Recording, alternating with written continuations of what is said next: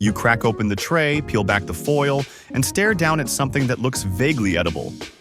Rubber chicken? Mystery mash? A roll drier than the Sahara? Airline food is the butt of every travel joke.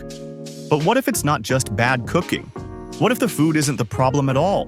Because once you find out what's really happening at 35,000 feet, you might never look at that tray the same way again. The myth of bad plane food. Let's be honest, airline food is one of the few things most of humanity seems to agree on. It's weird, bland, and often mysterious. And it's been a running joke for decades. Comedians built entire sets around it. Sitcoms squeezed easy laughs from those sad little trays.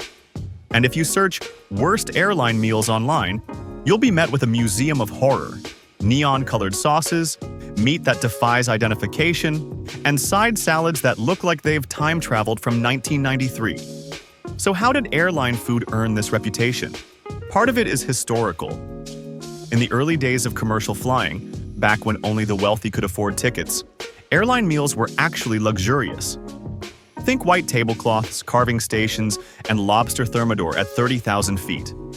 But as flying became more accessible, airlines had to cut costs to keep tickets affordable. The easiest thing to trim? The food budget. What was once plated elegance turned into foil-wrapped, mass-produced mystery.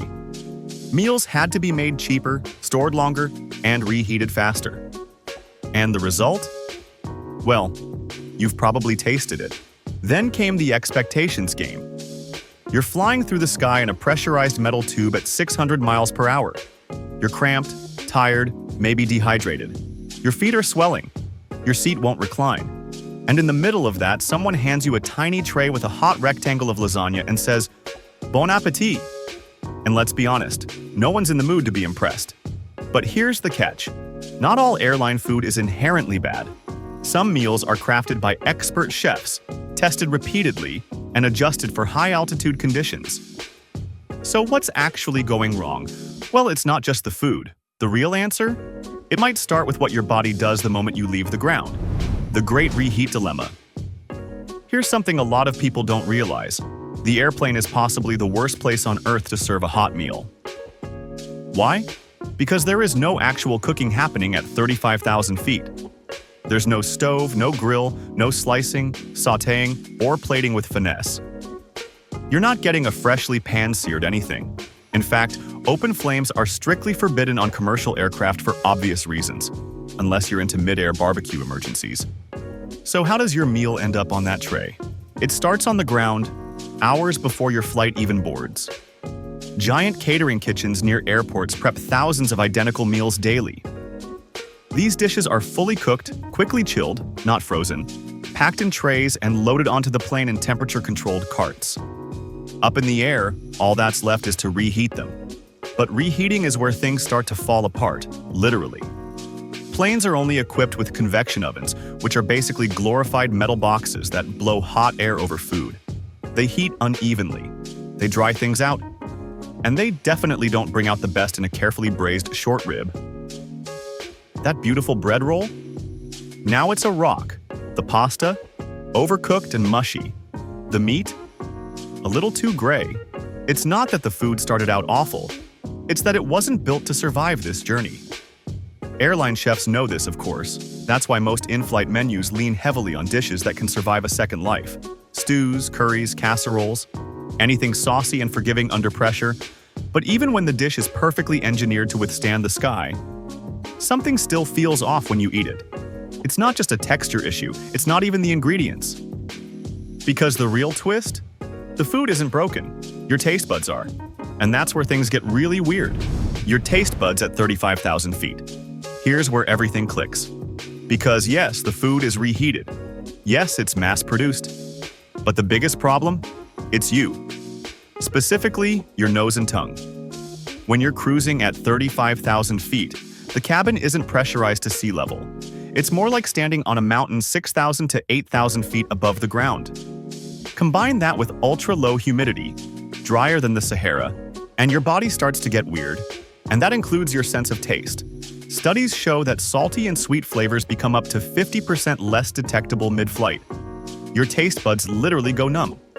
Even your sense of smell, responsible for a huge part of how we experience flavor, is dulled by the dry, recycled cabin air. That beautifully spiced rice dish you'd love on the ground? Up here it tastes muted, flat, sometimes even metallic. Even plain water tastes different. Ever wonder why it feels stale and lifeless when you sip it from that plastic cup? That's not your imagination. It's your altered perception kicking in. So what do airlines do about this? They adjust.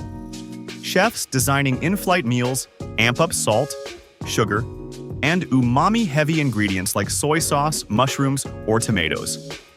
It's why you'll often find meals leaning into strong sauces or bold flavors that can cut through altitude dullness. And here's something even weirder.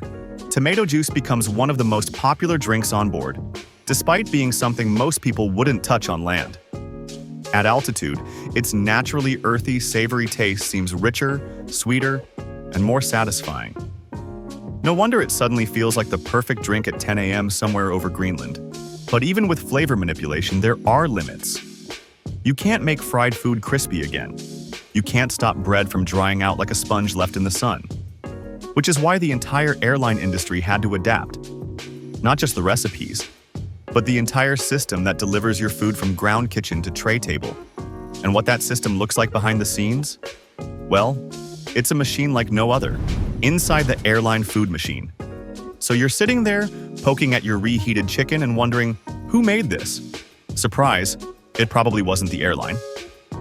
Most in-flight meals come from airline catering giants, massive companies located near airports that specialize in one thing: preparing food for the skies. These facilities aren't your average kitchens.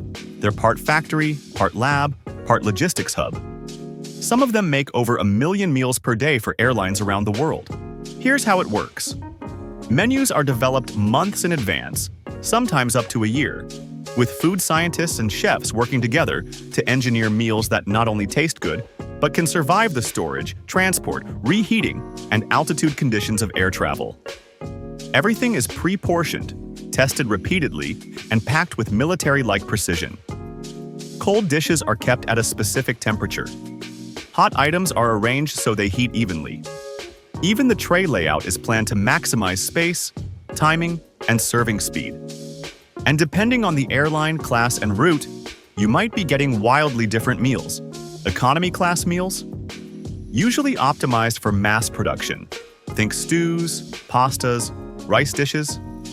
But up front in business or first class, you might find dishes plated mid-air with components reheated separately for better texture and taste. Some airlines even train cabin crew on restaurant-style presentation. It's still reheated food, but it looks and tastes way better. Here's another fun fact. Pilots and co-pilots are always served different meals.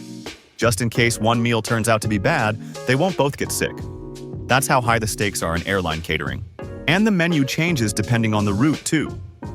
A Tokyo to Paris flight might offer miso soup and rice, while the return flight flips to croissants and beef bourguignon.